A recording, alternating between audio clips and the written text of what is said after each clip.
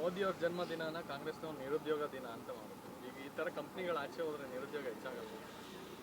ಕಾಂಗ್ರೆಸ್ ಅವರು ಗರೀಬಿ ಹಟಾವೋ ಅಂತ ಹೇಳಿ ಎಷ್ಟು ವರ್ಷ ಆಯ್ತಪ್ಪ? 40 ವರ್ಷ 50 ವರ್ಷ ಆಯಿತು. ಹಂಗಾರೆ ದೇಶದಲ್ಲಿ ಯಾರು ಗರೀಬರೇ ಇಲ್ವಾ? ಹೇಳ್ಬೇಕಲ್ಲ ಕಾಂಗ್ರೆಸ್ ಅವರು. ಗರೀಬಿ ಹಟಾವೋ ಅಂತ ಹೇಳಿದವರು ಕಾಂಗ್ರೆಸ್ ಅವರು.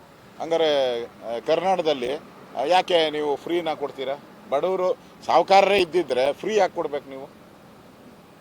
ಹಂಗಾರೆ ನಿಮ್ಮ ಗರೀಬಿ ಹಟಾವೋ ಏನಾಯಿತು? ಇಂದಿರಾ ಗಾಂಧಿ ಅವರ ಗರೀಬಿ ಹಟಾವೋ ಏನಾಯಿತು? ಮೋದಿನ ಕೇಳೋಕ್ಕೆ ಮುಂಚೆ ನಿಮ್ಮ ಗರೀಬಿ ಹಟಾವೋ ಏನಾಯಿತು? ಮೋದಿಯವರು ಬಂದ ಮೇಲೆ ಇಡೀ ಪ್ರಪಂಚದಲ್ಲಿರ್ತಕ್ಕಂಥ ಎಲ್ಲ ಕಂಪನಿಗಳು ಭಾರತಕ್ಕೆ ಬಂದು ಇನ್ವೆಸ್ಟ್ ಮಾಡಬೇಕು, ಇಲ್ಲೇ ತಯಾರು ಮಾಡಬೇಕು ಅಂತ ಮಾಡಿದ್ದಾರೆ. ರಕ್ಷಣಾ ಇಲಾಖೆಯಲ್ಲೂ ಇದುವರೆಗೂ ನಾವು ರಕ್ಷಣೆ ಇದರಿಂದ ಬೇರೆ ದೇಶದಿಂದನೇ ತರಿಸ್ತಾ ಇದ್ರಿ. ಈಗ ನಮ್ಮ ದೇಶದಲ್ಲಿ ತಯಾರು ಮಾಡಿ ಬೇರೆ ದೇಶಕ್ಕೆ ರಫ್ತು ಮಾಡುವಂಥ ಸ್ಥಿತಿಗೆ ತಂದಂಥವ್ರು ಮೋದಿಯವರು. ನಮ್ಮ GDP ಇರ್ಬೋದು, ನಮ್ಮ GDP ಗ್ರೋತನ್ನು ವಿಶ್ವ ಮಟ್ಟದಲ್ಲಿ ಹೊಗಳ್ತಾ ಇದ್ದಾರೆ. GDP ಗ್ರೋತ್ನ, ಇಂಡಿಯಾ GDPನ. ಈಗ ಅಮೇರಿಕಾದ ಟ್ರಂಪೇ ನಮ್ಗೆ ಸವಾಲು ಹಾಕಿ ಪಾಪ ಮೂಲೆ ಸೇರಿದ್ದಾರೆ. ಅವರು ಸ್ಯಾಂಕ್ಷನ್ ಹಾಕ್ತೀನಿ ಅಂದರು, ಟ್ಯಾಕ್ಸ್ ಇದು ಜಾಸ್ತಿ ಮಾಡಿದ್ದೀನಿ ನಿಮಗೆ ಅಂದರು. ಈಗ ಅವರೇ ಫೋನ್ ಮಾಡಿ ಇಲ್ಲ ಫ್ರೆಂಡ್ ಪ್ಲೀಸ್ ಅಂತ ಹೇಳ್ತಾ ಇದ್ದಾರೆ. ಅದು that is the Modi style, Modi power.